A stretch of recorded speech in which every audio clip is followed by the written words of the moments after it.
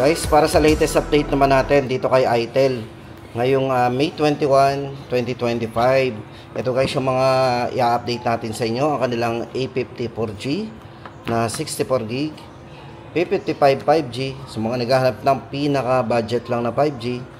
Ayan, at A80 po ni itel. Then ang kanila pong S24 na 16GB RAM 256, S25, yan po yung may update natin sa inyo guys ngayon. Kasi yung iba po ay hindi available. Pero bibigyan ko na lang po kayo ng idea sa presyo ng mga hindi available this day guys. Ito naman guys ang kanilang P65. At syempre sa mga nagtatanong ng gaming phone na RS4, ito na.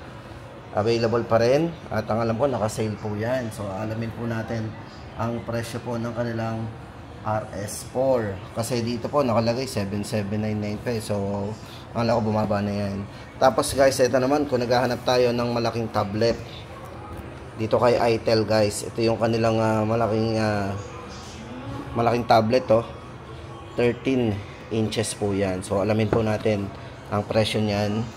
At syempre guys, dito muna tayo mag-umpisa sa pinakamababa. Ang kanila pong itel A50 4G. Ito guys, for itel A50 4G, yan, bali 3GB RAM 64. Sa mga naghahanap po ng 3,000 lang, o yan, 3,100. Ang presyo nito guys, inuna na natin. Ito ay naka 6.6 inches ang size ng screen. Naka dynamic bar. Yan. So para doon sa design. Ito po yung mga specification guys. So basahin natin.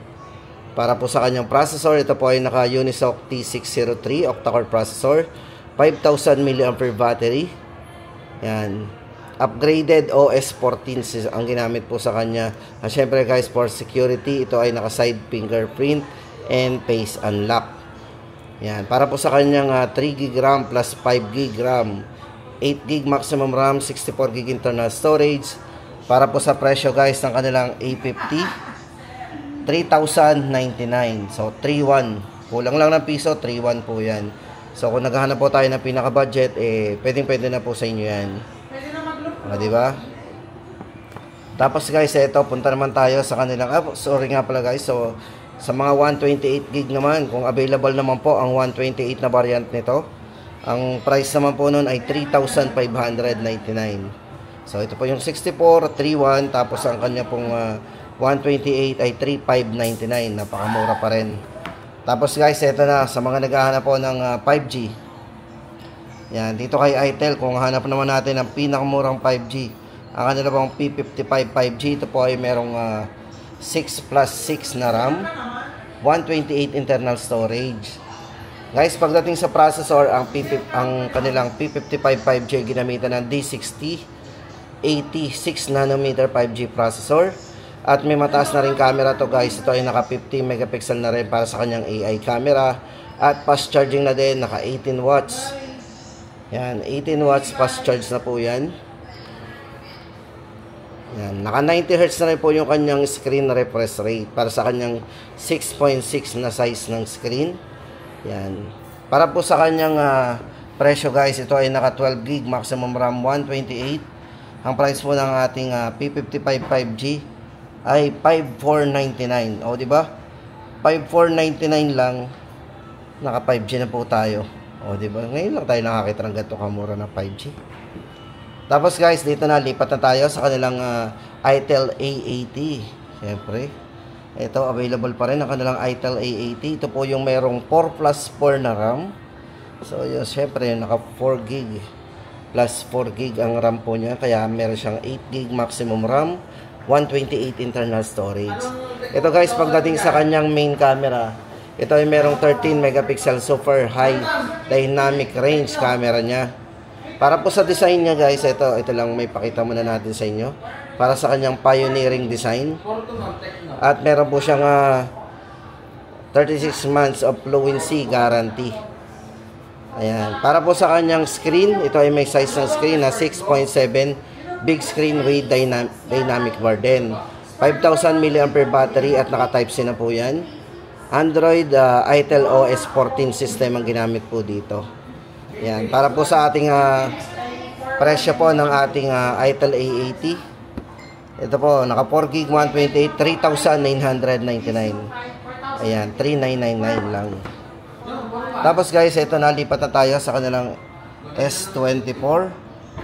Ito po guys, kung hanap naman natin ay malaking internal storage. Si S24 po ay merong 8 plus 8 na RAM. Ayan, so meron siyang 16 gig extended RAM. 256 na po ang internal storage. So kung nabibitin tayo sa 128, ito po ay merong 108 megapixel na rin pagdating sa kanyang main camera. Tapos naka 90 Hz na rin yung kanyang screen refresh rate. Ang processor na ginamit naman dito is naka Helio G91. Ayan. Para po sa size ng screen guys, medyo handy yan kasi ito ay naka 6.6 inches. Ayan. At naka 18 watts naman po ang kanyang charging. Naka Type-C. Ito po yung merong color changing effect. Ayan. Para po sa presyo ng ating ITEL S24 8256, 5,999. So napaka-affordable pa rin. 5,999. Tapos guys, ito lipat naman tayo sa kanilang S25. Ayan. For S25 naman guys, ito yung napakalinaw ng display kasi ito ay merong super bright AMOLED display. No need na po tayong mag-adjust ng mga brightness nito kasi ito ay matingkad na yung display nito, vivid. Siyempre medyo matipid sa battery kasi no need na tayo mag-adjust. Ayan, para po dito sa kanyang super bright AMOLED display. Ayan, ito guys ay merong 1,800 nits para sa kanyang peak brightness. Siyempre guys, maganda pa dito for security, fingerprint on screen. Sa screen na po tayo maglalagay ng security nito. Pagdating sa kanyang main camera, sa mga mahilig mag-selfie dyan, guys, ito ay merong 32 megapixel para sa ultra clear selfie camera. At sa main camera naman niya is 50 megapixel. Yan, IP54 na rin para sa kanyang waterproof. Ayan, pwede siyang mabasa, accidentally survive, makaka-survive po yan. With 5,000 mAh large battery. Syempre guys, maganda dito, si S25 ay merong bypass charging, kung saan pwede natin siyang gamitin kahit naka-charge. So kahit babad na babad yung ginagamit natin naka-charge, no worry. At syempre, sound by DTS. Yan, para po sa presyo ng ating 16 gig RAM, 128. Yan, S25, ito po ay 6,199. Oh, tapos guys, lipat tayo. Ito, affordable pa rin. Ito ang kanilang ITEL P65. For ITEL P65, guys, ito ay merong 4 plus 4 na RAM. So, meron siyang 8 na extended RAM. So, yan, maximum RAM. 128 internal storage. Guys, ito yung kanyang design, no? Naka-ano ang design niya na parang naka-cyberpunk. Yan, para po sa kanyang cyber design with sleek ring light. Ito guys, meron tong 4 years durable battery life. Pagdating sa kanyang screen refresh rate, ito yung naka 120 para sa size ng screen, naka 6.7 inches na para sa kanyang punch hole display. Sa mga nagtatanong guys, ito pagdating naman sa kanyang ito processor, naka octa-core processor na rin yan. Camera, 50 megapixel na rin po para sa kanyang primary camera. Yan. Bali guys, ito ay 4G. Yan.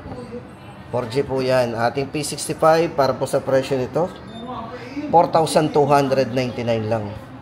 Grabe, 4,299. Tandaan po natin guys ang presyo nito. Yan po yung design nyo. Tapos guys, ito na ang ating RS4. Sa mga gamer dyan na naghahanap lang ng budget, ang ITEL RS4, ito po yung naka Helio G99 Ultimate.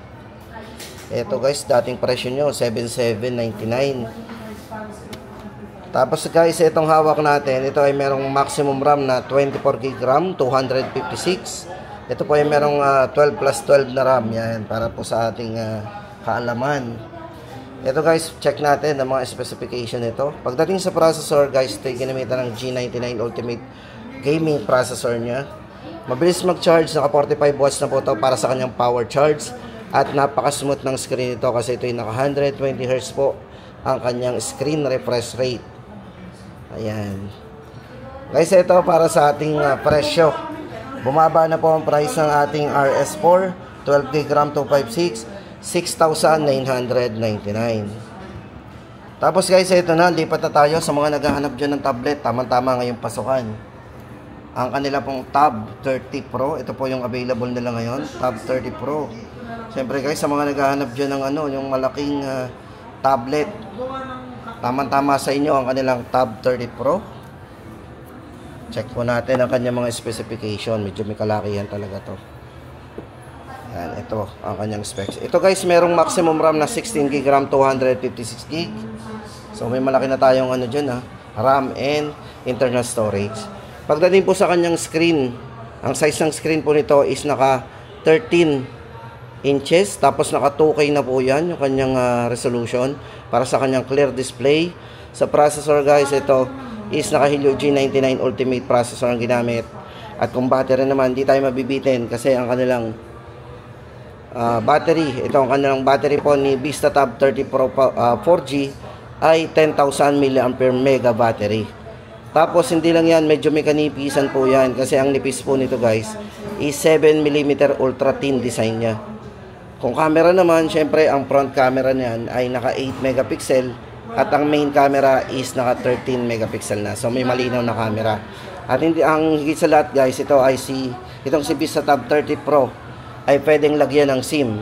No worry tayo kung wala tayong dalang wifi o dala natin ito, syempre makakakonect yan gamit ang sarili niyang data connection. Yan, open line, single SIM. VistaTab 30 Pro para po sa presyo ng ating VistaTab 30 Pro. Guys, para sa presyo natin dito, ito ay 9,999. O, di ba? Malaki na po internal storage ito, 16GB, 256GB. At yan guys, ang ating latest update. Sana'y nakatulong ako sa inyo. Sa mga nagpaplano palang bumili, budget phone, gaming phone, at syempre yung kanilang tablet.